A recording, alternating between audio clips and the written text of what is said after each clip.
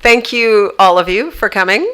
And for those of you watching, I would like to call this meeting to order and recognize that we are gathering on the unceded traditional territories of the Comox First Nation. And we are very grateful for the opportunity to work with them and govern on this land. Could I have a motion to approve the agenda, please? So moved. Thank you. Thank you. All in favor? Thank you.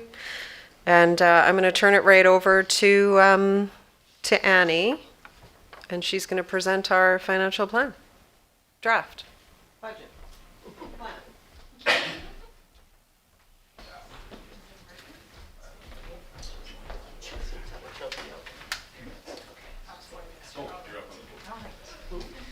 All right. Good evening, everyone. So welcome to the Financial Plan Village Hall and Open House, and also welcome to those who are joining us online tonight. My name is Annie Bérard, and I'm the Financial Officer for the Village of Cumberland.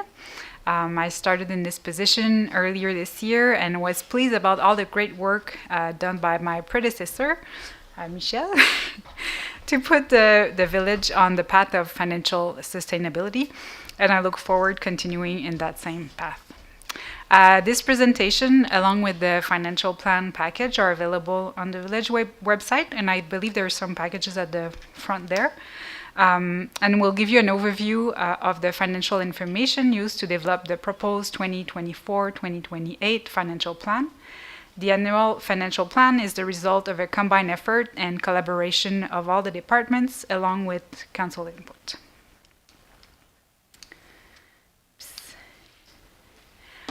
Thank you. So here's a brief outline of what we plan for tonight. This short presentation will cover the budget process and present the highlights of the proposed financial plan. And after this, you'll have a chance to ask questions and attend the open house, where you'll be able to discuss with council members and the different budget managers. Here's the overview of the budget process. So it starts early in the year. The budget managers will typically review their operating costs and project during the summer, and then management will review all the new requests in September.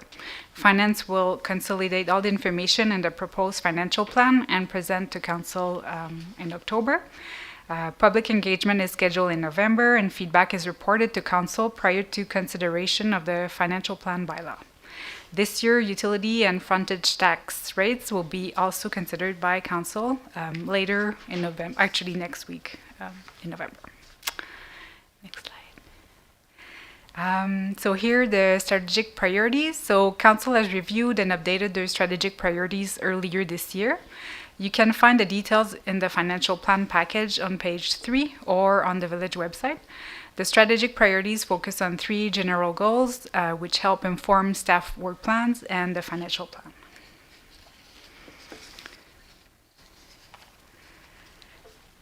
And now here's some insight around how the village uses the taxes and utility fees collected every year. This list is not exhaustive and details the services provided by the village to the residents and property owners, and also internally within the village. Property owners also pay taxes to other authorities who provides other services not listed here, such as policing, school, and library. Next one. The financial plan methodology. So this, the financial plan is developed to maintain existing service levels unless council requests otherwise. And every type of revenue has a specific purpose, and that could vary in the different local governments. Here at the village, municipal tax are used to fund municipal operation. Utility fees are used to fund water, sewer, storm, and solid waste services. Frontage tax are used to fund linear asset replacement, which are essentially all the pipes in the ground used for water, sewer, and storm water. And parcel taxes are used to fund significant one-off projects, such as the water treatment plant recently completed. Next slide. So here are the annual tax increases included in the proposed financial plan. New taxes are cumulative and included in the base tax revenue for the year after. The proposed increase for 2024 is 7.5%, which will bring in just under $300,000 in additional revenue. For 2024, a 1% tax increase will generate an increase of close to $40,000. Tax increases are required to fund contractual and CPI increase. Some new initiatives are also funded by new taxes, and a list of those initiatives is included in the financial plan package.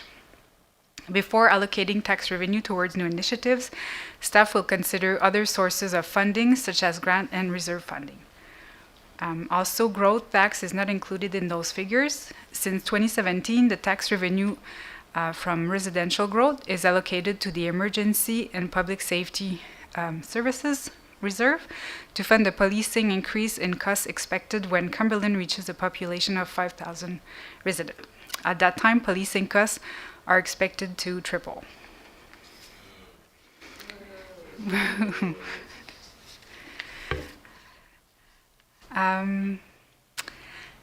Utilities, including solid waste collection, water, sewer, and storm sewer, are all self-funded. User fees are used to cover utility operating expenses. Frontage tax are used to fund the linear asset replacements, and parcel tax is used to fund the debt for the water treatment plant project. The total combined utility revenue is estimated at just over $2.4 million for 2024, and this includes a 15.5% increase, which includes an increase for growth and also new revenue collected in 2024 for municipal facilities. Charging for municipal facilities is a change from previous year and is offset by the equivalent expense with a net zero overall impact. Frontage tax revenue are estimated at $678,000 for 2024, with an increase of 9.5%. Again, a part of that increase is related to the frontage tax now collected for municipal properties. The net increase for an average single-family household is just under 8%. And those increases are required to fund different projects, including switching to a card system for solid waste collection and fund the increase in operating expenses for the wastewater treatment plant. So here, the next few slides will provide the estimated impact on the proposed financial plan for an average single-family household, a strata, and a business commercial property. So those figures are based on the 2023 revised assessment roll, as the value for 2024 are not available yet. The assessed value for 2024 will impact the figures presented here, depending on how your property value has changed in comparison to the overall change.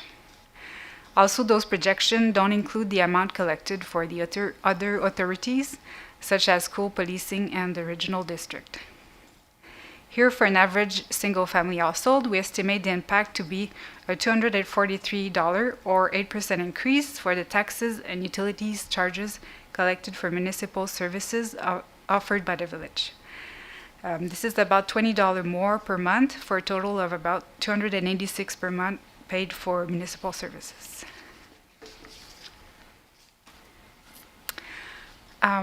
So you can see here the taxes paid for other taxing authorities in 2023 for an average single-family household. Those taxes are included on your annual tax notice and collected by the village when property owners pay their annual taxes. The village is responsible to remit the funds to the different authorities, and those figures are not available for 2024 yet, but we wanted to give you an idea of the amount paid for services offered by the other level of governments. Next slide. So here, for the average strata condo property, we estimate the impact to be $175 or 7% increase for the taxes and utility charges collected for municipal services. This is about $15 more per month for a total of about $220 per month paid for municipal services offered by the village. And here, for a typical commercial property property, which is estimated based on the median values, meaning half of the properties have a lower assessed value and the other half has a higher assessed value.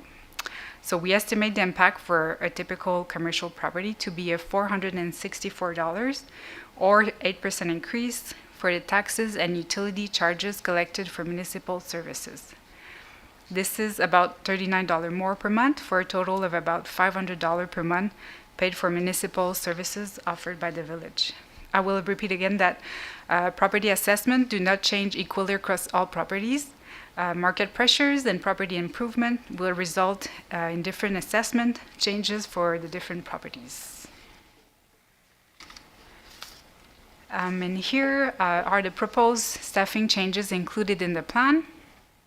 The economic development position has been redistributed to the new planning technician position. In 2024, we also have the addition of a part-time communication coordinator and a new financial analyst position. Those two positions are proposed to be partly funded by stabilization reserve in 2024 and 2025, and fully funded by taxation revenue in 2026.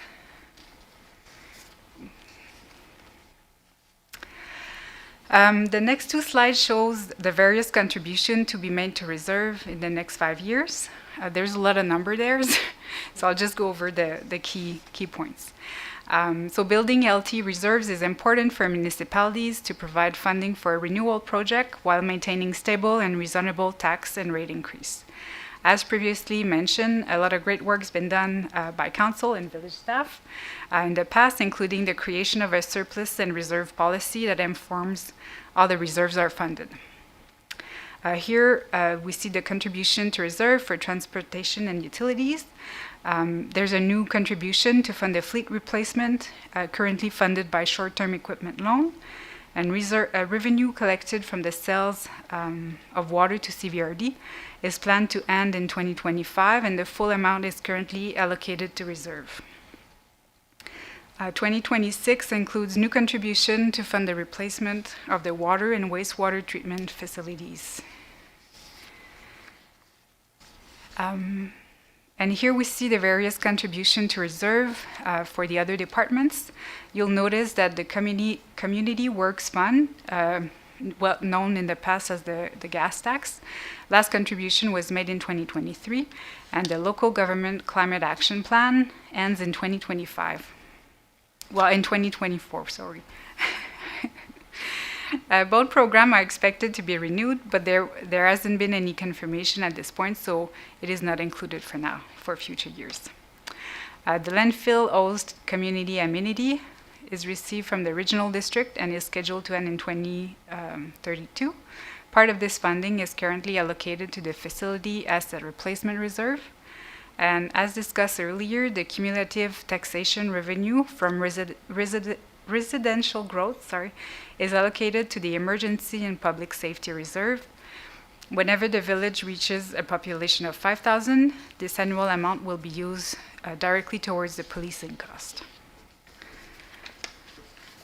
And now a few charts to finish the presentation.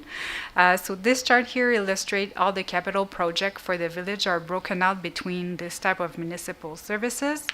It doesn't include the Cumberland Dam No. 2 restoration project or the wastewater treatment plant, as those are two very large projects, and we wanted to show you how the budget is typically broken up between the different type of service.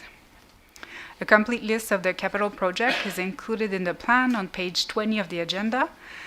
Some projects included for the future years have no funding source identified and are considered grant dependent at this time. This plan proposed to spend a large part of the budget on transportation services, mostly for fleet purchases. The 2024 proposed plan doesn't include any water, sewer, or storm line replacement, and the review is included in 2024 to help inform and prioritize a multi-year replacement schedule. And now these final slides illustrate how operating expenses are broken out between the different municipal services. These expenses include core operating budgets and special operating projects. A list of all the operating projects included the plan included in the financial plan is available on page 25 of the agenda. And those projects are included in the financial plan, and most of them have funding source against them, but there's a few that are also grant dependent. And now, any questions? Thank you for your time, by the way. Huh? Oh, and feedback. Oh, yeah, actually. Well, we want to hear from you, so please share any feedback you have about the financial plan, if you have any question. Also online, if you want to share any feedback with us, it's welcome till tomorrow, because we need to turn around and report back to council Monday. Thank you.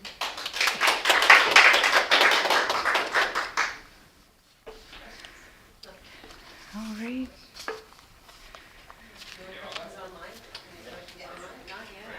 There's 4 people watching.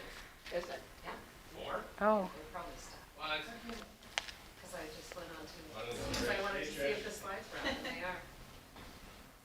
Okay, well.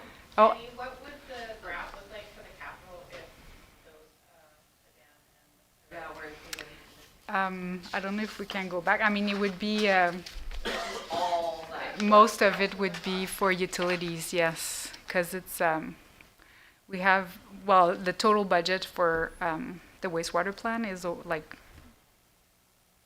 almost close to 20 million now. Yeah, everything And would just be a slip. yeah, a little sliver, and then another 4.5 million for the dam number 2. So it would not be very representative. And it's also, those projects are multi-year projects, so this is really a snapshot for 2024 only, and not kind of multi-year project. Yeah. That Yes. would probably be very interesting for us to see, and even because it would visually show, like the massive amount of, like, work that takes, but, and also the financial Yeah, absolutely. capacity. Yes, Big? Just a quick sort of, not in love with this skewed reference to arts and culture and recreation. I see 2% for culture and arts and 9% for recreation. But can we break out the, what the 161K was going to culture and arts? Is that something we can break out? repeat the question for the recording? Oh, yeah, so, Is that the next pie or? This was in the 5. okay, yeah, the second pie. So here, Community events and culture is 2% of the budget, and recreation is 9. I guess, is any of that allocated for infrastructure for community events and culture? so Infrastructure in the budget this year? yeah, so a question here about the breakdown of the community event and culture. I'm not sure what it's, I know it's not, this is operating budget, so that wouldn't be for the facilities. I don't have the detail here. The breakdown. of the community events and culture. Yeah, it's great. Oh, yeah, obviously. This is mostly all the grants paid to the community organization. Yeah. Yeah. I think we have I don't know if we have the detail included in here. It would be in the agenda package, I believe. Yeah.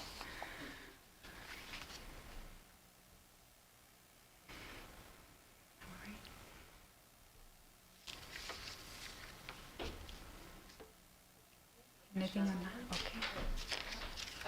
So then we'll just close the meeting, and we can mill about. There's cookies down here, and drinks, and a lot of very interesting people. And our staff here with their capital plans and work plans for the year. A lot of really good information about your village. And we'll be here, well, I'll commit to an hour, but if nobody's here, I guess we'll go home. Anyway, so thank you for coming out, and I need a motion to adjourn, please. Thank you. All in favor? Thank you. Thanks, everybody.